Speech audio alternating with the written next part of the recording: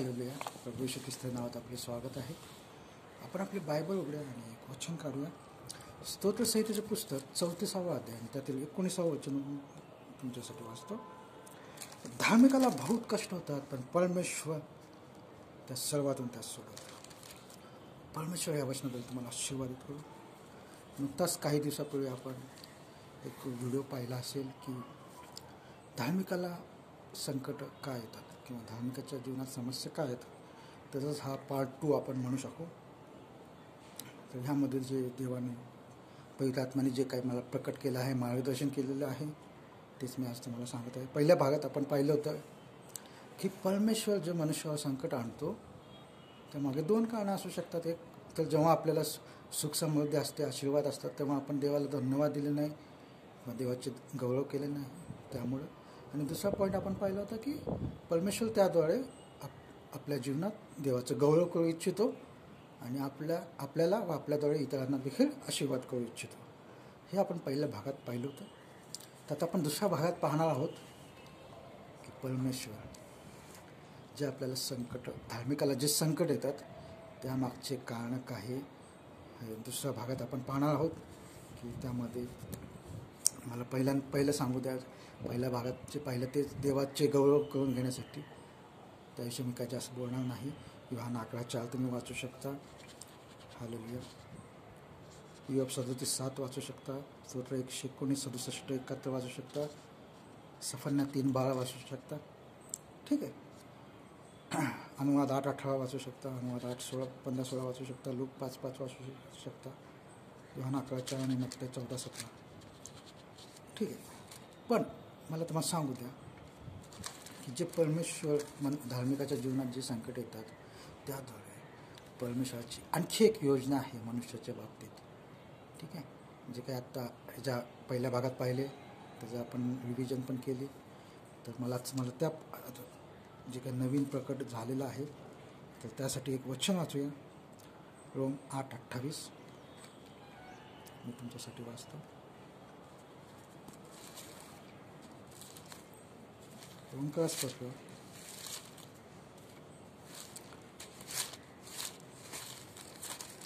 8वा अध्याय आणि 28वा वचन. आपल्याला ठाऊक आहे की देवावर प्रीती करणाऱ्यास म्हणजे त्याच्या संकल्पाप्रमाणे बोलाविल्यास सर्व काही त्याच्या कल्याणार्थ सहकार्य असे होते. हालेलुया. जे काही सुख दुःख मनुष्याच्या जीवनात येतात त्याद्वारे शेवटी मनुष्याचं कल्याणच होतं. हालेलुया. आणि परमेश्वराला आपलं कल्याण करायचं आहे आणि त्यासाठी तो आपल्या जीवनात संकट येऊ देतो. आणि परमेश्वराची काय योजना आहे, महत्त्वाचा जो पॉईंट आहे मला तुम्हाला सांगायचं आहे. 1 Corinth 7वा अध्याय 10वं वचन. 2 Corinth 7वा अध्याय 10वं वचन की देव योजनेप्रमाणे होणारे दुःख तारणदायी पश्चाताप उत्पन्न करते. हालेलुया. जे काही क्षणिक व अल्प संकट येतात त्याद्वारे सार्वकालिक जीवन आपल्याला प्राप्त होतं. हालेलुया. आणि त्याचं ते सुरुवात जे काही आपल्याला दुःख भोगावं लागतं त्याद्वारे होतो. आणि परमेश्वराची योजना काय आहे, महत्त्वाचा पॉईंट मला तुम्हाला सांगायचं की वाचू आपण 4था अध्याय 17वं वचन. 2 Corinth 4था अध्याय आणि 17वं वचन.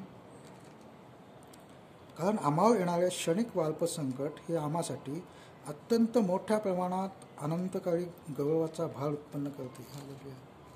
जे आत्ता जस्ट आपण पाहिलं की जे काही क्षणिक व अल्प संकट आपल्या जीवनात येतात त्याद्वारे आपल्याला मोठे सार्वकालिक आशीर्वाद प्राप्त होतात येणाऱ्या युगात. आणि ती योजना आहे परमेश्वराची, ते तुम्हाला भविष्यात प्राप्त व्हावे यासाठी जशी सोन्याची परीक्षा अग्नीद्वारे होते तसेच मनुष्याची विश्वासाची देखील परीक्षा होते. 1 पेत्र 1 अध्याय आणि 7व्या वचनात ते वचन आहे की विश्वासाची परीक्षा आणि त्याद्वारे प्रशंसा, गौरव व मान ही ख्रिस्त येशूच्या प्रकट होण्याच्या वेळेस तुम्हाला प्राप्त होईल. हालेलुया. तर आजच्या भागात मला जे सांगायचं आहे ती पहिली गोष्ट की तुम्हाला सार्वकालिक आशीर्वाद परमेश्वराला द्यायचे आहेत, त्यामुळं तुमच्या जीवनात क्षणिक व अल्प संकट येतात. दुसरा पॉईंट मला जे सांगायचं आहे आजच्या या व्हिडिओद्वारे की तुम्हाला परमेश्वर समर्थ करू इच्छितो, म्हणजे विश्वासात वाढवू इच्छितो, तुमचा विश्वास बळकट करू इच्छितो. कसं काय ते वचन वाचूया आपण.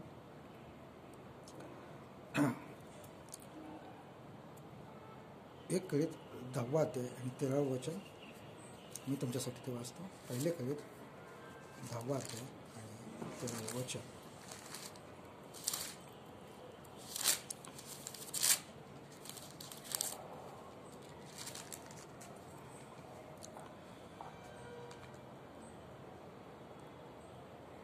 मनुष्यास सहन होते तिच्याशिवाय दुसरी परीक्षा तुम्हावर गुदळली नाही आणि देव विश्वासपात्र आहे, तर तुमची परीक्षा तुमच्या शक्तीपलीकडे होऊ देणार नाही, तर परीक्षेबरोबर तिच्यातून निभावण्याचा उपाय करेल, असे की तुम्ही ती सहन करावयास समर्थ व्हावे. हालेलुया. आपण जे काही महत्त्वाचं वचन वाचलं की धार्मिकाला बहुत कष्ट होतात आणि परमेश्वर त्या सर्वातून त्याला सोडवितं. दुसरे करीत 1:10 सुद्धा ते वचन आहे की परमेश्वराने काल आम्हाला सोडवलं, आज सोडवत आहे आणि उद्या देखील सोडवणार आहे. हालेलुया. ठीक आहे. म्हणजे परमेश्वर जी संकट येतात त्यातून सोडवण्याचा उपाय देखील करणार आहे. जखम तोच करतो आणि पट्टी देखील तोच बांधतो. हालेलुया. आणि ह्या वचनामध्ये स्पष्ट लिहिलं आहे की तुमची परीक्षा तुमच्या सहनशक्ती पलीकडे होणार नाही आणि देव विश्वसनीय आहे, तो त्या परीक्षेतून निभावण्याचा उपाय देखील करेल. म्हणजे तो सोडवणार पण परमेश्वर आहे. म्हणजे महत्त्वाचं जे वचन असलं स्तोत्र 34:19 त्यात स्पष्ट लिहिलं आहे की धार्मिकाला बहुत कष्ट होतात पण परमेश्वर त्या सर्वातून त्या सोडवितो. आणि दुसरे करीत 1:10 पण ते वचन आहे, तुम्ही नंतर वाचू शकता. हालेलुया. त्याने आम्हाला एवढ्या मोठ्या प्राण संकटातून सोडविले, तो आज सोडवित आहे आणि उद्याही तो सोडवेल. हालेलुया. जसं कोरोनाच्या लॉकडाऊनच्या काळात हे वचन फार फेमस झालं होतं की परमेश्वराने काल आम्हाला सोडवलं, आज सोडवत आहे आणि उद्याही सोडवणार. आणि खरंच गेल्या 2 वर्षात आपल्या कुटुंबियांपैकी प्रत्येकांना परमेश्वराने त्यातून सोडवलं आहे. हालेलुया. हे साक्ष आहे अनेकांचे. हालेलुया. तर मला जे महत्त्वाचा पॉईंट सांगायचा आहे की ह्या वचनामध्ये पुढे लिहिलेलं आहे, तो तुमची परीक्षा तुमच्या शक्तीपलीकडे होऊ देणार नाही, तर परीक्षेतून तिच्यातून निभावण्याचा उपाय करेल, म्हणजे सोडवेल, असे की तुम्ही ती सहन करावयास समर्थ व्हावे. दुसरा महत्त्वाचा मला जो पॉईंट सांगायचा आहे, पहिला पॉईंट आपण पाहिला की आपल्याला सार्वकालिक आशीर्वाद द्यायचे आहेत, त्यासाठी तो आपल्या जीवनात संकट समस्या येऊ देतो. आणि दुसरा पॉईंट मला आजच्या व्हिडिओद्वारे सांगायचा आहे की तो तुम्हाला समर्थ करू इच्छित आहे. समर्थ करणे म्हणजे काय? मजबूत करणे. हालेलुया. मजबूत करणे, विश्वासात वाढवणे. हालेलुया. आत्मिक पातळी वाढवणे, जे काय कृपादान आहे, जे पवित्रात्म्याचे फळ आहेत, वचन आहे, त्यामध्ये वाढवणे, सेवेमध्ये वाढवणे, म्हणजे मजबूत करणे, समर्थ करणे. आणि तिसरा आणि महत्त्वाचा पॉईंट सांगून मी थांबणार आहे की समर्थ आपल्याला का व्हायचं आहे किंवा परमेश्वर आपल्याला का समर्थ करू इच्छित आहे. शेवटचं क्लोजिंग वचन वाचून आपण थांबणार आहोत. 1 बिरकरासपत्र 2 अध्याय आणि त्यातील 18वं वचन वाचूया आपण. 1 बिरकरासपत्र 2 अध्याय आणि 18वं वचन.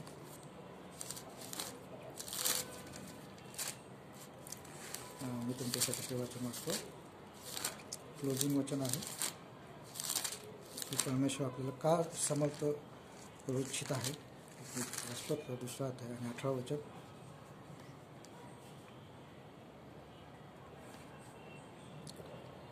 कारण ज्या अर्थी त्यांनी स्वतः परीक्षेचे दुःख भोगिले, त्या अर्थी ज्यांची परीक्षा होते त्यांना सहाय्य करावयास तो समर्थ झाला आहे.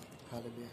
हे ॲक्च्युली प्रभू श्री ख्रिस्ताविषयीचं वचन आहे की त्यांनी वधस्तंभाची परीक्षा, कष्ट, दुःख सहन केले, हलालचं मरण सहन केलं, त्याद्वारे तो समर्थ झाला. आणि इतका समर्थ झाला की तो इतरांची जी परीक्षा होत आहे त्यांना सहाय्य करावयास तो समर्थ आहे. आणि परमेश्वराची, प्रभू श्री ख्रिस्ताची देखील हीच इच्छा आहे की आपण देखील समर्थ व्हावं. हालेलुया. वचनात, विश्वासात, प्रार्थनेत, आत्मिक गोष्टीत, पवित्र आत्म्याच्या फळात, कृपादानात बलवान व्हावं, समर्थ व्हावं. का समर्थ व्हायचं आहे? कारण की जे इतर जण परीक्षेत आहेत, दुःखात आहेत, समस्येत आहेत, आजारात आहेत, पापात आहेत, शापात आहेत, कर्जात आहेत, XYZ परीक्षेतून ते जात आहेत, त्यांना सहाय्य करायसाठी आपल्याला समर्थ व्हायचं आहे. त्यांना मदत करायची आहे, त्यांच्यासाठी प्रार्थना करायची आहे, त्यांना त्यातून बाहेर काढायचं आहे. आणि ते करण्यासाठी प्रथम आपण समर्थ व्हावे, यासाठी परमेश्वर धार्मिकाच्या जीवनात दुःख, कष्ट, संकट, आजारपण हे येऊ देतो. हालेलुया. कारण की त्याद्वारे त्याची इच्छा आहे की आपल्याला सार्वकालिक आशीर्वाद मिळावे, सार्वकालिक जीवन मिळावं. आणि दुसरी गोष्ट तर आपल्याला समर्थ करावं, जेणेकरून आपण जे इतर परीक्षेत आहेत त्यांना सहाय्य करावयास समर्थ व्हावे. परमेश्वर या वचनाद्वारे तुम्हाला आशीर्वाद देतो. God bless you. आमेन.